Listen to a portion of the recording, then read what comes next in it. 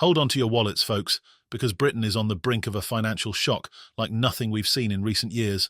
Picture this: council tax bills skyrocketing across the nation, with the average household staring down the barrel of a £100 increase in just a few months.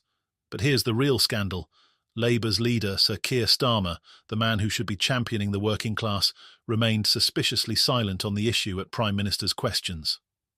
Yes, as financial tensions build and households cry out for answers, Starmer chose not to confirm, deny, or even address the looming tax hike. Was this a calculated dodge, or is there something much more insidious behind his silence? In the Commons, when pressed by Tory Minister Kemi Badenoch, Starmer barely batted an eye. And now, after days of mounting speculation, No 10 has reluctantly admitted what everyone feared. Council tax hikes are, in fact, coming, and they could hit households harder than ever. Now, let's get to the breaking developments, because in the last 24 hours, No 10 finally confirmed it. The government will allow council tax bills to climb by a staggering amount, with councils now free to raise the tax by nearly 5% next year. And as Starmer continues his silence, it's become impossible to ignore. Is this Labour's hidden agenda? Is the government planning an unprecedented tax raid on the unsuspecting public? We've got all the details in this explosive deep dive, so if you're as fed up as we are with the evasion and double talk, hit that subscribe button and let's dig into the truth behind the chaos. The story begins with a routine parliamentary question, a seemingly straightforward moment during Prime Minister's questions. Tory Minister Kemi Badenoch stood before the nation, took her shot, and asked what we're all thinking. Will the Prime Minister confirm if he will keep the cap on council tax? But as soon as those words left her mouth, the room braced itself. Rishi Sunak's response was, at best, ambiguous. She knows what the arrangements are. A flimsy response. And Starmer? He said nothing. No questions, no clarifications, no attempt to address the fears brewing across the country. Downing Street later confirmed the worst. A tax hike was indeed imminent. The 5% cap would remain firmly in place, a decision that effectively greenlights council tax increases at nearly 3 times the current inflation rate. And the numbers? They're staggering. With the average council tax bill for Band D properties already sitting at £2,171, local authorities now have the power to raise that by up to £109 next year, bringing household budgets to the brink. The timing couldn't be worse. Across England, 3/4 of councils have indicated they intend to implement the maximum hike, thanks to years of financial strain and underfunding. Local authorities with social care duties will be able to raise council tax by a brutal 4.99% without needing public approval. Meanwhile, councils without these duties are still allowed to hike the rate by up to 2.99%. This means hundreds of pounds in extra expenses will pile on for already struggling households. The new council tax raid is imminent, and as austerity measures continue to leave councils underfunded, households are set to be caught in a vice grip of new taxes, under-supported public services, and very few alternatives. Labour's silence couldn't have come at a worse time. Only weeks before this tax bombshell, Shadow Chancellor Rachel Reeves dropped her own economic bomb in the autumn budget, announcing new financial measures that many feel are simply designed to milk taxpayers further.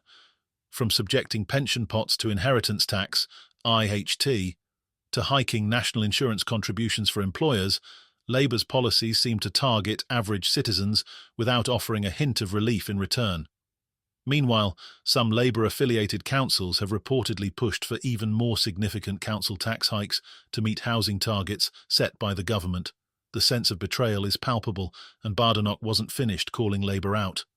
She pressed Starmer on the disconnect between his climate change agenda, highlighted by his recent attendance at the COP29 summit, and the reality of everyday life back home, where his party's policies are set to raise costs across the board. Badenoch fired a clear shot, accusing Starmer of prioritising international clout over the daily financial struggles of British families. But the scandal goes far beyond council tax. In Trafford, Greater Manchester, a council controversy erupted as locals discovered that asylum seekers housed at the Cresta Court Hotel were supposedly receiving private health care on taxpayer money. This news sent shockwaves through the community. Hundreds of residents, already frustrated by very stretched local health services, packed a council meeting, voicing outrage over the private healthcare provisions, which they claimed were provided to around 300 migrant men newly housed in the hotel. Nathan Evans, Conservative group leader in Trafford, threw fuel on the fire, accusing the Labour-led council of a wall of silence around this decision. Evans stated that these men had allegedly been provided a contract with private doctors, a move seen by locals as a slap in the face for residents who can barely secure a standard GP appointment. At a subsequent community meeting, locals demanded answers, with some calling the hotel an open prison too close to schools and family neighbourhoods. Concerned parents voiced fears over their children's safety, while others questioned why Labour had not involved the public in these major decisions, deepening mistrust within the community. It didn't stop there. Another bombshell hit when news emerged that former US President Donald Trump, now re-elected, was gunning to veto Starmer's controversial deal to cede control of the Chagos Islands. Starmer's plan, initially given a green light by President Joe Biden, would see this geopolitically crucial British territory handed over to Mauritius, a country with ties to China. But Trump's latest move has thrown a wrench into Starmer's foreign policy ambitions, with Trump allies in Congress fiercely opposing the deal.